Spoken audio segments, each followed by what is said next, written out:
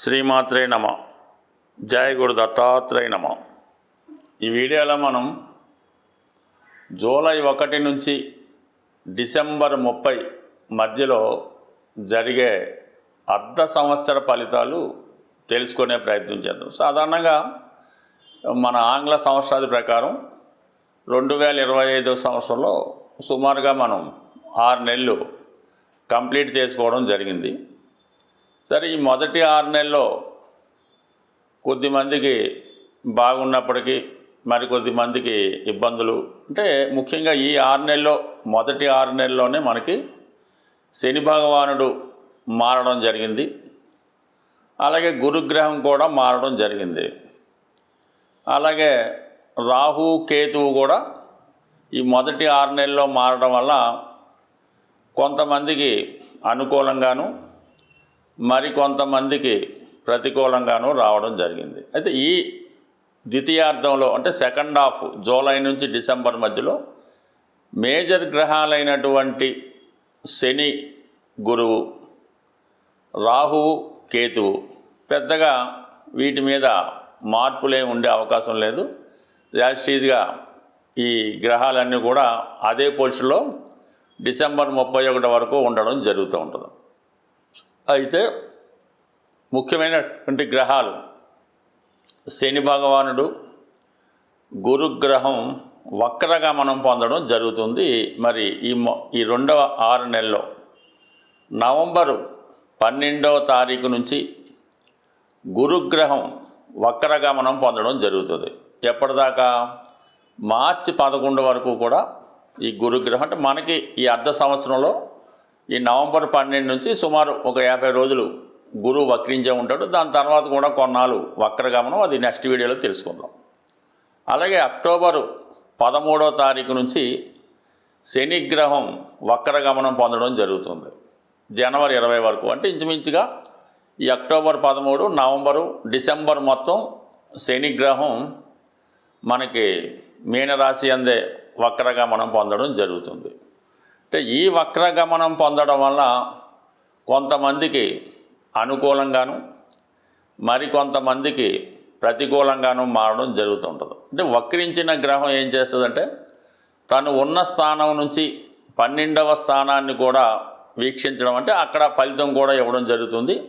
ఆ విధంగానే దృష్టి కూడా మరి ఈ 3 భావాల మీద అంటే శనికి ఉన్నటువంటి 3, 10 భావాలతో పాటు 7వ భావం యొక్క దృష్టి కూడా మారడం జరుగుతూ ఉంటుంది. అంటే డబల్ యాక్టింగ్ చేయడం జరుగుతూ ఉంటుంది.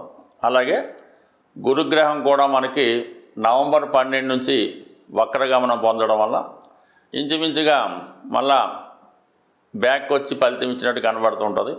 అయితే ఈ వక్రించిన గ్రహాలు ప్రధానంగా ఏం చేస్తాయంటే మనం ఒక మొదటి 6 నెలలు చేసిన ప్రయత్నాల్లో ఏమైనా విఫలమై ఉంటే ఈ గురువు వక్రించినప్పుడు మళ్ళీ ఇంకొకసారి ప్రయత్నం చేయమని ఆ గురుగ్రహం మనకి చెప్తూ ఉంటుంది. మనం ఏదో వివాహం కొరకో, ఉద్యోగం కొరకో, ఏదైనా ధనం కొరకో, సంతానం కొరకో ప్రయత్నం చేసి ఉంటాం. ఈ సమయంలో అంటే మంచుమించు జనవరి నుంచి అనుకొని మనకి నవంబర్ 11 వరకు ఏ ప్రయత్నం చేసినా విఫలమైంది. కాబట్టి గురువు వక్రించిన తర్వాత ఏంటంటే మళ్ళీ ఇంకొకసారి మనం ప్రయత్నం చేస్తే ఆ ప్రయత్నం నెరవేరే అవకాశం ఉంది. అంటే సాధారణంగా ఎవరి జన్మజాతకంలో గురువు వక్రగమనంలో ఉంటాడో వాళ్ళకి పనులన్నీ కూడా గురువు వక్రించి ఉన్నప్పుడు మాత్రమే జరుగుతుంటాయి. అంటే గోచార రీత్యా గురువు వక్రించి మీ జన్మజాతకంలో గురువు వక్రించి ఉంటే కంపల్సరిగా ఈ గురువు వక్రించినప్పుడు మీరు ఏ పంతాలు పెట్టినా అవ్వడం జరుగుతూ ఉంటుంది. కాని వారు కూడా ఇంకొకసారి ప్రయత్నం చేస్తే ఫలితం దక్కుతుంది. అప్పటికి కూడా అవ్వకపోతే దాన్ని కంప్లీట్గా వదిలివేయచ్చు. శని భగవానుడు కూడా మనకి అక్టోబర్ 13 నుంచి వక్రగమనం పొందడం జరుగుతుంది.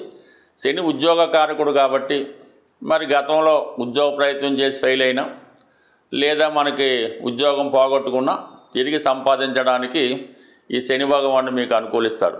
అలాగే మీ జన్మజాతకంలో శని భగవానుడు వక్రించుంటే గోచార రీత్యా శని వక్రించినప్పుడు మీకు సాధారణంగా శుభ ఫలితాలు రావడం జరుగుతుంటుంది. అందుకనే చాలామంది గురుబలం పెరగాలన్నా శని బలం కావాలన్నా వారి జన్మజాతక ప్రకారం వక్రించిన టైం కొరకు ఎదురు చూస్తుంటారు. కామన్గా ఆ వక్రించినటువంటి సమయంలో చాలా వరకు వారి పనులు కూడా సక్సెస్ అవ్వడం జరుగుతుంటుంది.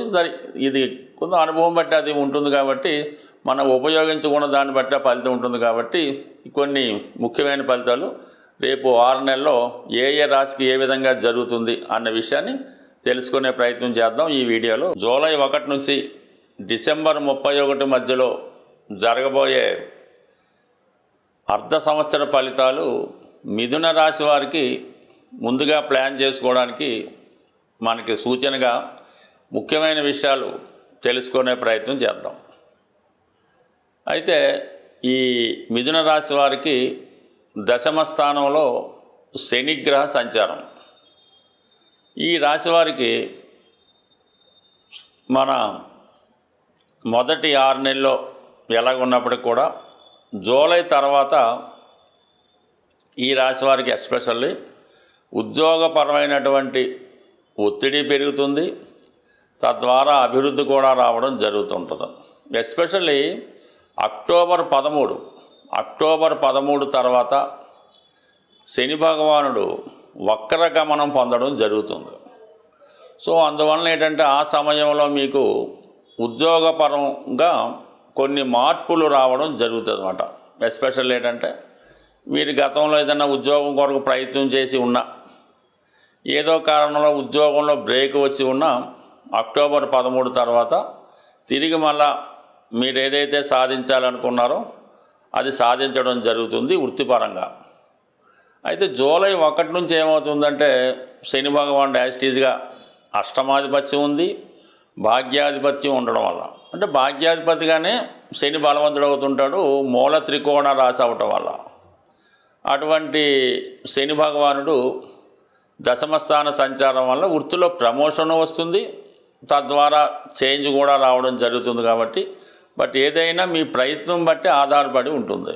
అది కంపల్సరిగా మీకు ఈ మార్పు అన్నది ఈ రెండవ 6 నెలల్లో వృత్తిపరంగా మాత్రం కంపల్సరిగా వృత్తిలో అభివృద్ధి, చేంజు, అలాగే మళ్ళీ మీ ప్రయత్నం బట్టి పాత పొజిషన్లోకి రావడం కూడా జరిగే అవకాశం ఉన్నది.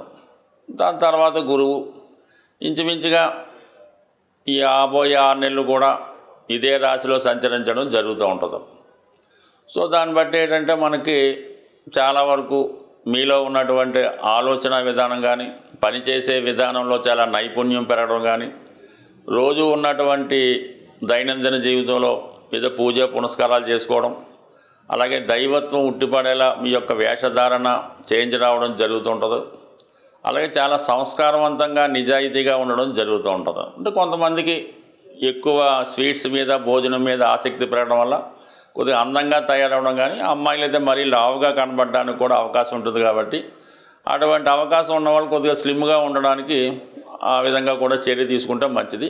బట్ ఏదైనా నవంబర్ 12 తర్వాత మనకి ఈ గురుగ్రహం వక్రించడం జరుగుతూ ఉంటుంది.